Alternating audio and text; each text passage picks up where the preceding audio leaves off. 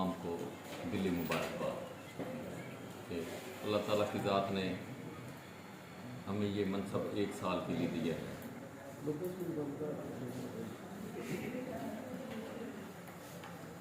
हम तमाम दोस्त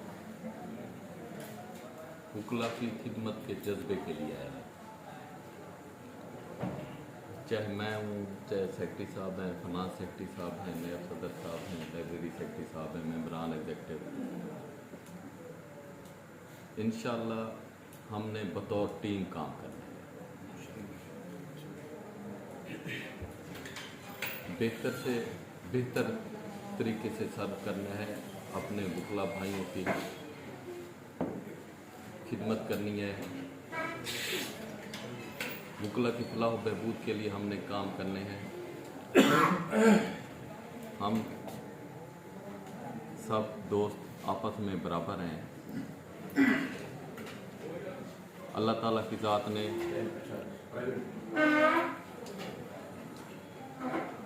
आप तमाम दोस्तों की मेहरबानी की वजह से इतने बड़े ओहदे से हमें नवाजा है। मेरी ज़ात को अल्लाह ताला की ज़ात ने नवाजा है। इंशाअल्लाह मैं बतौर प्रेसिडेंट अपनी पूरी एग्जेक्टिव को साथ लेके चलूँगा। जो भी फैसले होंगे एग्जेक्टिव के वो बाहिमी मुशावरत से होंगे और अक्सरियत राय से होंगे। हमने वकला की फलाह बहबूद के साथ साथ इस मुल्क में सुपरमेसी ऑफ कॉन्स्टिट्यूशन के लिए भी काम करना है, सुपरमेसी ऑफ कॉन्स्टिट्यूशन के लिए भी आवाज़ उठानी है, रूल ऑफ लॉ के लिए भी आवाज़ उठानी है। ये भी हमारी बुनियादी जिम्मेदारी है। और बार और बेंच के दरमियान बेहतर तल्लकात के लिए हम तमाम दोस्त ने कोशां रहना है। हमने बतौर ब्रिज काम करना है। अगर हमारे बाहर के दोस्तों का कोई मसला है तो हमने उसको सॉल्व कराना है। अल्लाह न करे कोई दूसरी साइड पे कोई मसला होगा तो उसके लिए भी बेंच भी हमारी तरफ देख रहा है, पूरी बार भी आपकी एग्जेक्टिव की तरफ देख रही है, आपके प्रेसिडेंट की तरफ, आपके सेक्रेटरी की तरफ देख रही है। इसलिए हमने कोशिश करना है भाई इंतहाई ऐसा तरीके से साल गुजारना है। अपना इम्तिहान सब लोगों का अब शुरू हो गया है। वोट लेना और बात है, काजी साहब अल्लाह ताला की ज़ात ने आपको अनअपोज बनाया है। डोगर साहब ने चंद ही दिनों में इलेक्शन जीत लिए। अब जो है ना हम सब का इम्तिहान है, हमने दोस्तों को साथ लेके चलना है। इंशाअल्लाह जो कुछ बतौर प्रेसिडेंट इस इदारे की फलाह बहबूद के लिए मुझसे हो सका, मैं अपनी टीम के साथ मिलकर बेहतर से बेहतर इस इदारे के लिए काम करेंगे। अब इलेक्शन कंटेस्ट करके दूसरे दिन ही मंडी से दोस्त यहाँ पे आए और मौजूद थे। तो मैं कोई 1-2 दिन बाहर था, तो जैसे ही मैं अपनी ऑफिस पहुँचा तो उसमें काफ़ी सारे दोस्त आपके जो मेंबरान हैं उनके जहन में ये था कि शायद क्योंकि डिनर पे चीफ साहब ने भी ये बड़ा स्पीकर पे ऐलान किया कि आज 2 करोड़ रुपए इशू हो गया और वो आपके अकाउंट में आ गए, तो वो हर बार के मेंबर की ये सिचुएशन थी कि शायद 2 करोड़ आपके पास है और हम कोई काम नहीं करने जा रहे। तो वो 2 करोड़ की हद तक सबका एग्जेक्टिव ने वो 2 करोड़ जो है वो बिरगा फंड में डाल दिए। और मैंने फिर उसमें अपना बैंक स्टेटमेंट निकलवाई। उसमें अपना सेक्रेटरी साहब मौजूद थे, बाकी दोस्त मौजूद थे जो थे। बैंक स्टेटमेंट का जो है जितनी मौजूद है वो मैंने पेनाफ्लेक्स पे अवेज़ा की है ताकि हर दोस्त को, फिर उसके बाद ये सवाल जवाब ख़त्म हो गए।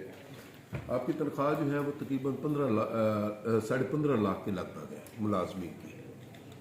तो बार अकाउंट में जो इस वक्त है वो 12,74,000 का है मौजूद थे, जिसमें अभी तक हम जो 8-10 दिन निकाल भी चुके हैं। तो जहाँ तक तनख्वाह का मैटर है, तनख्वाह का फरवरी की तनख्वाह वो भी आप दोस्तों की ज़िम्मे है, वो हमने ही अदा करनी है। लेकिन उसको अदा करने के लिए हमारे सोर्स ऑफ इनकम, कि जब तक आपको महीना 2 महीना कोई भी आपको रेस्क्यू गवर्नमेंट से या किसी भी लॉ मिनिस्ट्री से या चीफ जस्टिस साहब से नहीं होता, तो उसको हमने सर्वाइव कैसे करना है। तो उस हवाले से बार इनकम को भी देखा गया। और जिस तरह सदर मोहतरम ने फरमाया कि एक दोस्त जो है तो डिप्टी सुप्रीडेंट, मैंने मुख्तलिफ ज़राए से भी पता किया तो पता चला कि सुप्रीडेंट कभी भी 1 रुपये का कैश नहीं रखता, तमाम तर कैश जो है वो डिप्टी सुप्रीडेंट के पास। अब डिप्टी सुप्रीडेंट जो है अलियास साहब, उससे जब ये मैंने पूछा कि हाँ जी बार की इनकम कहाँ से होती है, तो उसने पहले तो मेरे सामने हाथ झाड़ दिया, जी कैंटीनों से नहीं हो रही, कैंटीनें फ्री चल रही हैं। मैंने कैंटीन वाले को भी बुलाया, मैंने क्यों नहीं चल रही जी, उसने कहा जी क्योंकि उन्होंने इसके ऊपर इन्वेस्टमेंट की है। इन्वेस्टमेंट कितनी की है जी, वो 20-21 लाख रुपए को उन्होंने इन्वेस्ट किया है और उस वजह से तनख्वाह हम नहीं ले रहे, उससे किराया नहीं ले रहे। मैंने उससे बिल मंगवाए, ये फाइल में मौजूद है, ये फाइल आपके सामने है। अभी जो भी उसने बिल दिया और जो उसने मुझे टोटल करके दिया वो 13,32,000 रुपये है। यानी कि जब मैंने उसे खींचा तो उस वक्त भी जो बिल है वो 13,32,000 रुपये की, और पिछले 4 महीने से वो शख्स न किराया दे रहा है और न कुछ कर रहा है। ये 13,32,000 की जो भी रसीदें हैं, ना किसी एग्जीक्यूटिव मेंबर के साइन है, ना किसी सेक्रेटरी के साइन है, ना किसी प्रेसिडेंट के साइन है, नॉट ए सिंगल एग्जीक्यूटिव, यानी कि इवन को सदर नहीं है, सेक्रेटरी नहीं है, फाइनेंस सेक्रेटरी है, लाइब्रेरी सेक्रेटरी है, किसी भी एक आदमी की अप्रूवल नहीं है इस पे। तो ये तो 13 लाख जो है वो तो ऐसे ही है कि चाहे 10 लाख लगे हो तो हमें 13 लाख, और चाहे 5 लाख लगे हो तो चाहे 20 लाख, ये रसीदें बना के देना कोई कमाल नहीं है। और तरफ गया, ये आपका रजिस्टर मेंटेन है लाइब्रेरी के हवाले से। अब लाइब्रेरी में बहुत सारा हमारा रिम यूज होता है, हमने खामखा के यहाँ पे लोग बिठाए हुए हैं। आप अगर कंप्यूटर सेक्शन में जाएं तो वहाँ पे 6 मुलाजिम खड़े हैं, या तो कोई IT का मुलाजिम है, या फिर वो कंप्यूटर ऑपरेटर है, या फिर दूसरा एक कंप्यूटर ऑपरेटर है, एक हेल्पर कंप्यूटर ऑपरेटर है।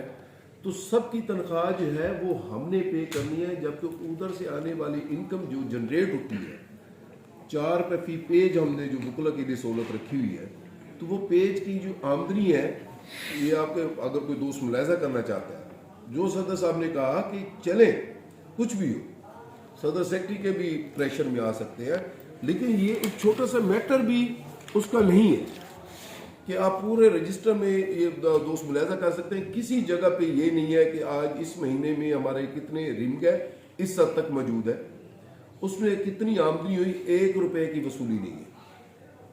वो जब चाहे जितनी मर्जी वसूली दे दे, लेकिन रजिस्टर पे 1 रुपए की एंट्री नहीं है। लास्ट 4 महीने से कोई रसीद की नहीं एंट्री, उससे पीछे महीने चेक किए गए तो पता चला जी वो पेंडिंग है।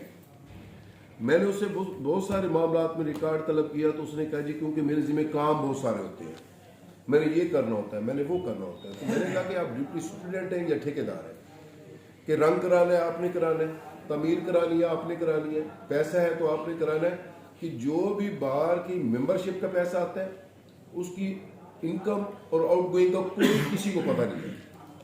मैंने सादा सी मिसाल दी दोस्तों को कि ये ऐसे है कि एक रिक्शा हमने दे दिया ठेके पे, अब ठेका देने वाले का मर्जी है कि एंड पे आपके जिम्मे 10,000 आपके जिम्मे कर दे, मालिक के टायर फट गया था, मोबाइल कराना था, चलान इतने हो गए, बजिम्मा मालिक पैसे बचे हुए हैं, बजिम्मा बार 1 रुपया भी नहीं है। एक और इशू था, वो मैंने उससे पूछा, उसके मुतालिक भी उसकी कोई वजाहत नहीं है, कि जो वो कहते थे मैं कर देता था। अभी दिलदार पुरोला साहब बैठे थे, मैंने मैडम फरक को बुलाया हुआ था कि आपकी ये जिम खाना, सेक्रेटरी साहब का अच्छा इशू था, उन्होंने कहा कि एक अच्छी मशीनें आनी चाहिए। उन्होंने 2 बार मेंबर साहब भेजे क्योंकि उनको वो लुक आफ्टर कर रही थी, और उन्होंने 1 रुपया अपने पास नहीं रखा, वो तो ट्रैवल साथ करके गई और ट्रैवल करके वापस आ गई। अब जो चीज़ें मैडम फरह ने रिकमेंड की और साथ में उनकी दोस्त ने रिकमेंड की, वो चीज़ें सेक्रेटरी साहब को भेजी गई और सेक्रेटरी साहब ने उसे अप्रूवल दे दी कि ठीक है जी आपने ये सामान खरीदा है, उस सामान का बिल बन के आ जाता है। लेकिन जब सामान यहाँ पहुँचता है तो वो सामान उस कैटेगरी का नहीं है। वो बी कॉपी सी कॉपी जो है उस हवाले से यहाँ पहुंची हुई है। उसकी भी रिपोर्ट अभी जो कमेटी बनेगी वो दोस्त उसकी इंक्वायरी खुद करेंगे कि मतलब किसी चीज़ के हवाले से एक आदमी रिकमेंड करके आ रहा है, दिलदार फरोला साहब जा रहे हैं, कोई एग्जीक्यूटिव मेंबर जा रहा है, तो वो ये कहता है कि बोर जान का ही लेना है। लेकिन जब यहाँ चीज़ पहुँचती है वो बोर जान की नहीं उसकी कापी पहुँच जाती है। अब अगर बोर जान की एक ऑथेंटिक कंपनी की सब चीज़ जो रिकमेंड की हुई है वो अगर 4 लाख रुपए की है, उसकी कापी 1.5 लाख रुपए की यहाँ आई हुई है। मैंने जिम खाने के विजिट किया तो वहाँ पे ताले खुले पड़े हैं, कोई मुलाजिम नहीं है। 35 मुलाजिम में से एक मुलाजिम की भी ड्यूटी नहीं है कि जो बाहर के जिम खाने की हिफाजत करेगा।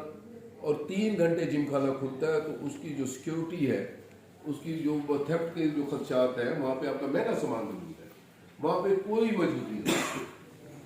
तो पता चला कि ये सारे ही दोस्त बेलदार को पकड़े, जी हाँ जी आप क्या कर रहे हैं, जी मैं उधर होता हूँ उधर होता हूँ। आपकी तमाम तक एक बेलदार को पेमेंट कर रहे हैं, उसका काम है आपका ये कम से कम ग्रीन बेल्ट जो है उसको ग्रीन बेल्ट रखे, उसका और कोई काम नहीं है। 4-4, 5-5 आदमी कंप्यूटर पे काम कर रहे हैं, तो उनका काम कंप्यूटर में है। उनका काम ये नहीं है कि वो कोई कुछ करे। फंक्शन आपकी जो सालाना होते हैं वो आपके जिम्मे, वो सबके जिम्मे, वो सारी टीम होती है मुलाजमीन की। तो पूरे साल में किसी को मतलब अगर इन्होंने काम नहीं करना और सारे ठेकेदार बने हुए हैं, मैंने वहाँ से कोई दोस्तों को वहाँ पे लोग और पेशा वकालत से कहाँ से मुंसलिक डिटेल आ अच्छा, मेरा बेसिकली ताल्लुक जो है वो जतोई से है और मेरे वालिद साहब जो हैं बहुत सीनियर वकील हैं जतोई के और अलीपुर के। जब जतोई तहसील ली थी अलीपुर के भी बहुत सीनियर वकील थे। नाम भी बताएं ना। काजी मुकर्रम हुसैन मेरे वालिद साहब का नाम है और मैंने गिलानी लॉ कॉलेज से लॉ किया। 2012 से 17 मेरा 5 ईयर प्रोग्राम था। तो फिनांस सेक्रेटरी का इलेक्शन अल्हम्दुलिल्लाह बिला मुकाबला सेलेक्ट हुआ। ये सब दोस्तों की मोहब्बत है, सब बड़े भाइयों का छोटा भाई का। Thank you. मेरा नाम मोहम्मद अब्दुल्ला चौधरी, मैं फ्रांस से बिलोंग करता हूँ और मेरे सीनियर हमारे घर से क्लोज साहब उनके टाइम में फैमिली में मैं वाहिद ही हूँ। 2012 में मैंने लॉ किया मुल्तान लॉ कॉलेज से एज एडवोकेट हाई कोर्ट और